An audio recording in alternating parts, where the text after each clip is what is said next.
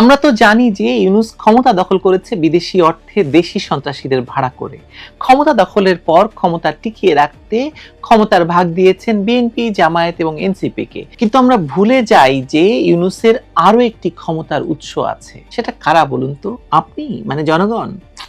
পারলেন না। চলুন জানার চেষ্টা করি।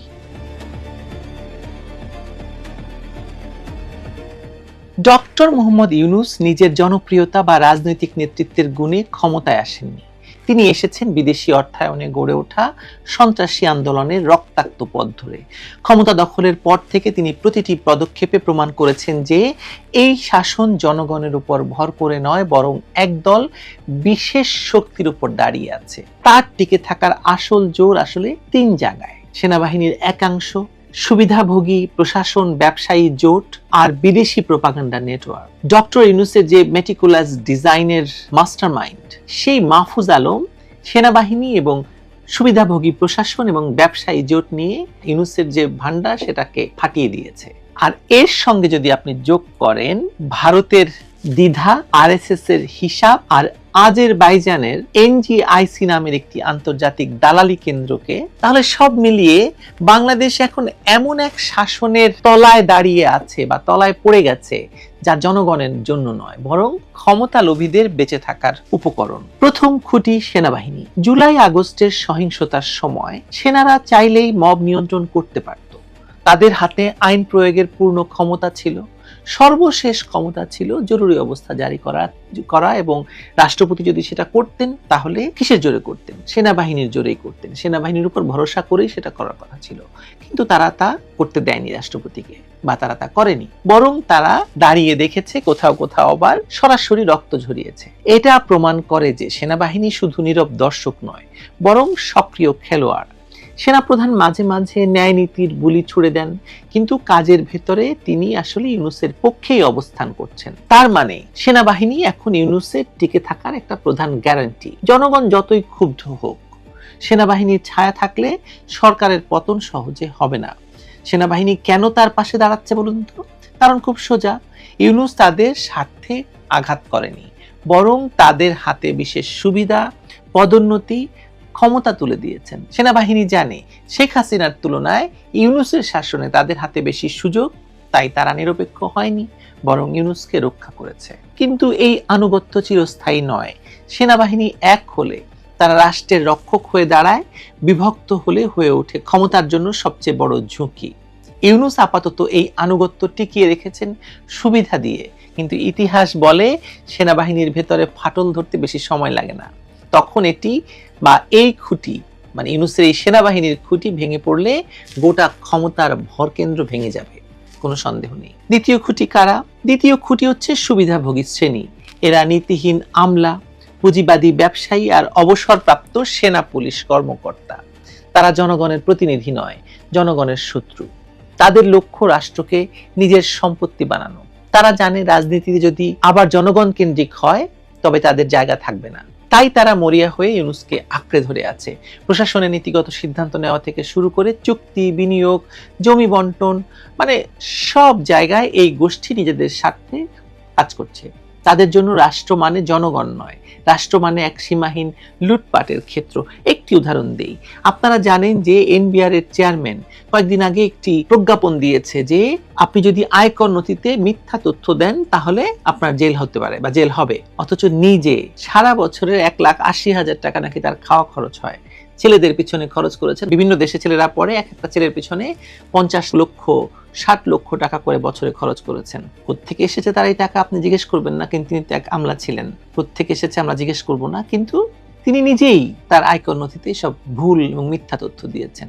তাহলে তার জেল হওয়া উচিত আগে। এরাই এখন আমাদেরকে শাসন করছে। ইউনূসের শাসন এদের জন্য স্বর্গরাজ্য। এখানে জনস্বার্থের কোনো জায়গা নেই। ব্যবসায়ীরা সরকারের কাছে সুবিধা পাচ্ছে, আমলারা নিজের পদোন্নতি বাগাচ্ছে, অবসরপ্রাপ্ত সেনারা নতুন করে ক্ষমতার স্বাদ নিচ্ছে। সাধারণ মানুষ অভাব অনটনে কাতর, কিন্তু এই শ্রেণী লোভে মাতাল হয়ে আছে। এরা জানে গণতন্ত্র ফিরলে তাদের অবস্থান ভেঙে যাবে, তাই তারা সর্বশক্তি দিয়ে ইউনূসকে আঁকড়ে ধরে আছে। আর এরা কাদের খুঁটি বলুন তো, বা এরা কাদের গুটি? এরা হচ্ছে এই যে বিএনপি, জামায়াত, তাদের গুটি, এই রাজনৈতিক শক্তির গুটি। মানে দুটো রাজনৈতিক বড় বড় রাজনৈতিক দলের গুটি, এনসিপির গুটি। আপনি দেখুন, মাহফুজ বলে দিয়েছেন, মাহফুজ জানিয়েছে আমাদেরকে যে বড় বড় পদ, ভিসি সহ বড় বড় পদগুলো বিএনপি এবং জামায়াত ভাগাভাগি করে নিয়েছে। আর তারা বসে বসে আঙুল চুষেছে? নিশ্চয়ই না, তারাও এই ভাগযোগের ভিতরে ছিল। তৃতীয় এবং আরেকটি খুঁটি হলো ডক্টর ইউনূসের পালিত বুদ্ধিজীবী এবং আন্তর্জাতিক প্রোপাগান্ডা নেটওয়ার্ক। দেশে একটি শ্রেণী আছে যারা বিদেশি ডলারের দালালি করে, শিক্ষক, সাংবাদিক, এনজিও কর্মী, সাংস্কৃতিক কর্মী, আইনবিদ, সবাই মিলে তারা বানিয়েছে এক ইন্টেলেকচুয়াল ফ্রন্ট। আগে তারা আওয়ামী লীগের সুযোগ সুবিধা নিয়েছিল, এখন আবার আওয়ামী বিরোধী সেন্টিমেন্ট ছড়ায় তারা। এবং এই আওয়ামী বিরোধী তারা মানে দুটো পক্ষ। আওয়ামী লীগের আমলেও তারা চেষ্টা করেছে, কিন্তু শেখ হাসিনা এই দালাল শ্রেণীর বুদ্ধিজীবীদের, বিদেশি দালালদেরকে পাত্তা দিতেন না। ফলে শেখ হাসিনাকে টেনে নামিয়েছে তারা। বিদেশি ডলারের দ্বারা তারা বাংলাদেশের শেখ হাসিনার বিরুদ্ধে ঘৃণা ছড়িয়েছে এবং তারা মিথ্যাচারকে এক শিল্পে পরিণত করেছে। রং চড়িয়ে, সাহিত্য সাজিয়ে, মিথ্যা ঘুরিয়ে মানুষের সামনে উপস্থাপন করতে তারা ওস্তাদ। তাদের কাজ জনগণকে বিভ্রান্ত করা, এবং করেছে, জনগণ বিভ্রান্ত হয়েছে এবং তারা জুলাইয়ের তথাকথিত আন্দোলন সন্ত্রাসে পরিণত করে শেখ হাসিনাকে বিতাড়িত করেছে। আন্তর্জাতিক মহলে ওরা অনেকভাবে সক্রিয়, আপনারা জানেন। ইউনূসের সরকারকে তারা বিশ্ব নেতাদের সমর্থন পাওয়ার সরকার হিসাবে উপস্থাপন করে। বাস্তবে এই সমর্থন কোত্থেকে আসে বলুন তো? বিদেশি দালালি থেকে, জনগণের ভোট থেকে তো আসে নাই, আপনারা তো জানেন। এরা ইউনূসের জন্য ঢাল। সেনারা যখন রক্ত ঝরায়, আমলা ব্যবসায়ী যখন লুটপাট চালায়, তখন এই ইন্টেলেকচুয়াল ফ্রন্ট আন্তর্জাতিক মহলে প্রোপাগান্ডা চালায় যাতে শাসনের যে অযোগ্যতা তা ধামাচাপা পড়ে যায়। ইউনূস টিকে আছে আরেকটি কারণে, ভারতীয়দের দ্বিধার কারণে। শেখ হাসিনার আমলে ভারত সবচেয়ে ঘনিষ্ঠ মিত্র ছিল, আমরা জানি। কিন্তু ইউনূস ক্ষমতায় আসার পরও ভারত আক্রমণাত্মক কোনো পদক্ষেপ এখনো পর্যন্ত নেয়নি। কারণ বিজেপি সরকারের আসল চালক হলো আরএসএস। আরএসএস মনে করে হিন্দু নির্যাতন হাসিনার আমলেও হয়েছে, ইউনূসের আমলেও হচ্ছে, আবার হাসিনা ফিরলে মানে গ্যারান্টি নেই নির্যাতন থামবে কিনা। তাই ভারত সীমান্তে যুদ্ধের মহড়া করলেও পরে কোনো পদক্ষেপ নেবে বলে আমি মনে করি না।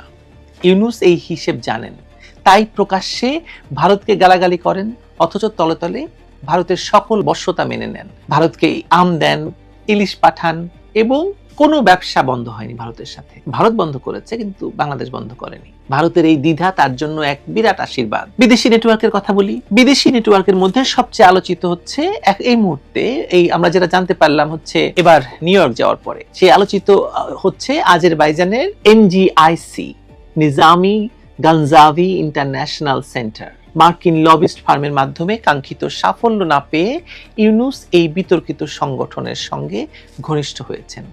এনজিআইসি আসলে আজেরবাইজান সরকারের প্রোপাগান্ডা যন্ত্র। প্রেসিডেন্ট ইলহাম আলিয়েভের দুর্নীতি, মানবাধিকার লঙ্ঘন আর জাতিগত নির্মূলের কাহিনী ঢাকতেই তাদের উজ্জ্বল ভূমিকা আমরা জানি। এই সংগঠন গ্লোবাল ফোরাম আয়োজন করে, যেখানে বিভিন্ন দেশের বর্তমান এবং সাবেক নেতারা অংশ নেয়, কিন্তু ভেতরে ভেতরে কাজ একটাই, আজেরবাইজানকে সুন্দর মুখোশে সাজিয়ে পৃথিবীর সামনে উপস্থাপন করা। ইউনূস এই প্ল্যাটফর্ম ব্যবহার করছেন নিজের শাসনকে বৈধতা দেখাতে। তিনি বিশ্ব নেতাদের ছবি, বক্তব্য ব্যবহার করে প্রমাণ করতে চাইছেন যে তার সরকারের আন্তর্জাতিক সমর্থন আছে। আপনি চিন্তা করে দেখুন, আমরা প্রথম আলোর মতো কাগজে দেখলাম, প্রথম পাতায় দেখলাম যে বিশ্ব নেতারা ইউনূসকে সমর্থন দিয়েছেন। অথচ কারা সমর্থন দিয়েছেন? এই সংগঠন একটি অনুষ্ঠানের আয়োজন, আলোচনা অনুষ্ঠানের আয়োজন করেছিল, সেখানে ডক্টর ইউনূস বক্তব্য দিয়েছেন এবং সেখানে নাকি মানে সারা বিশ্বের নেতারা তাকে সমর্থন দিয়েছেন। কারা তারা?